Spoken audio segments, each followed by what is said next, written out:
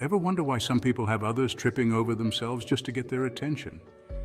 It's like they've got this weird magnetic pull and everyone's just drawn in. Well, today we're diving deep into the psychology of desire, and trust me, things are about to get a little dark. This is Man of Thoughts, where we explore the shadowy corners of the human experience, all while some killer tunes set the mood. So, buckle up, grab your thinking cap, and let's unravel the secrets to making anyone chase you. Because who doesn't love a little psychological warfare, am I right?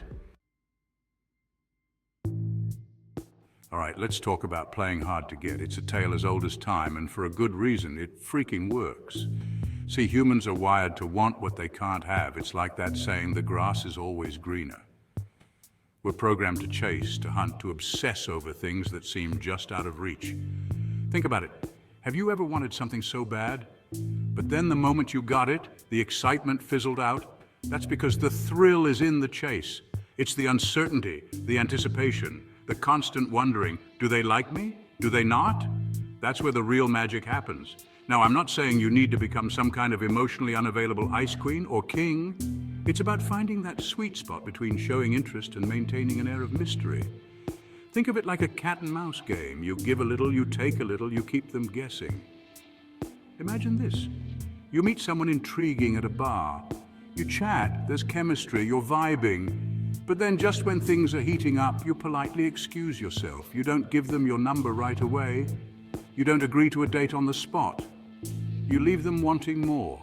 That's you playing hard to get. You're creating that space for them to wonder about you, to think about you, to actually your presence. And trust me, that's a powerful thing. But here's the key. You gotta be genuine. Don't fake disinterest if you're actually head over heels. People can smell bullshit a mile away. This is about owning your worth, knowing you're a catch, and not being afraid to let someone pursue you. Because let's be real, who wants to chase after someone who's just gonna fall into their lap anyway? Where's the fun in that?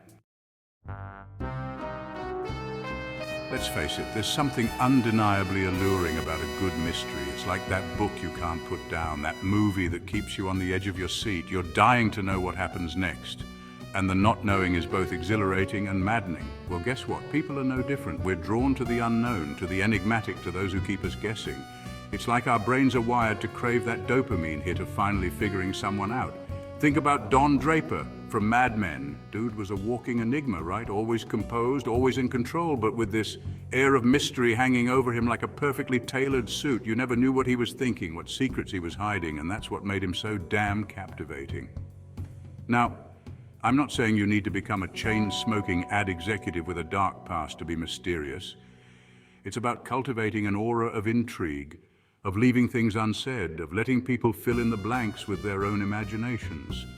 Instead of spilling your guts on the first date, share just enough to pique their interest, but hold back on the finer details. Let them ask questions. Let them work a little to get to know you. And remember, silence can be golden. Don't feel the need to fill every awkward pause with chatter. Sometimes a well-placed glance, a knowing smile, or a thoughtful silence can speak volumes.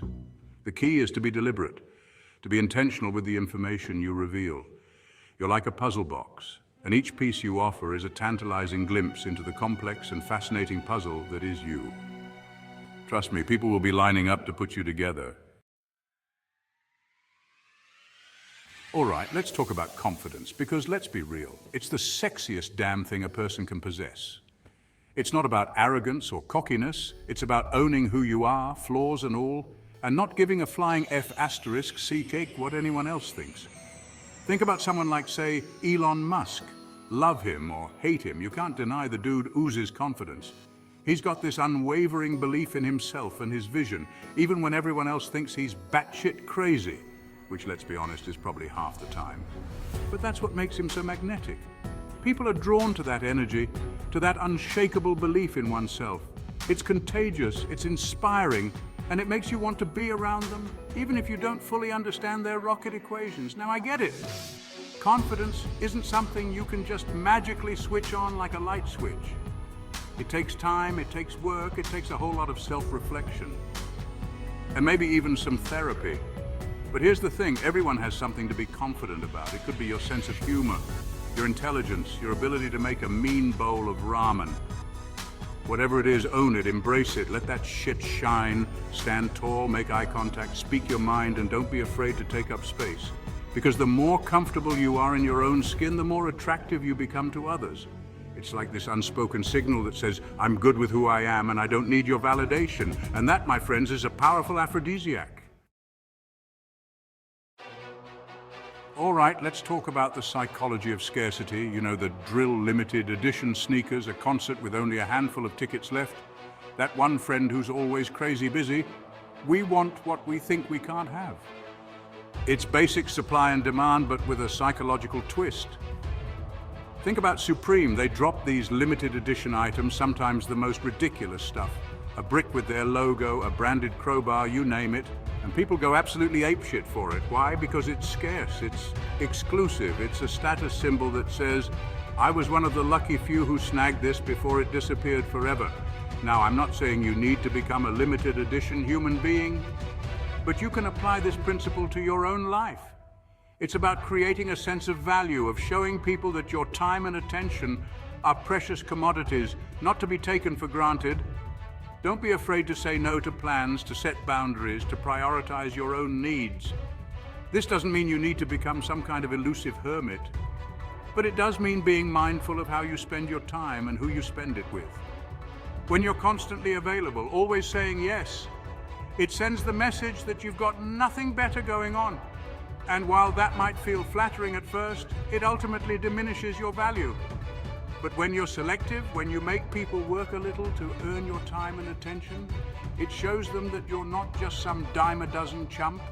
It shows them that you're someone worth chasing after. So there you have it, 4 twisted little secrets to make anyone chase you. We talked about playing hard to get, cultivating an air of mystery, owning your confidence, and creating a sense of scarcity. Now go forth and conquer, my friends, but remember, with great power comes great responsibility. Use these secrets wisely, and for the love of all that is holy, try not to break too many hearts out there. If you enjoyed this descent into the darker side of attraction, hit that like button, and subscribe to Man of Thoughts for more explorations into the shadowy corners of the human experience. We've got plenty more mind-bending insights where that came from, all set to a soundtrack that'll make you question everything you thought you knew about yourself. Until next time, stay curious, stay skeptical, and remember, sometimes the best way to win someone over is to make them believe you're not even playing the game. Or maybe you are, who knows? That's the beauty of it all, isn't it?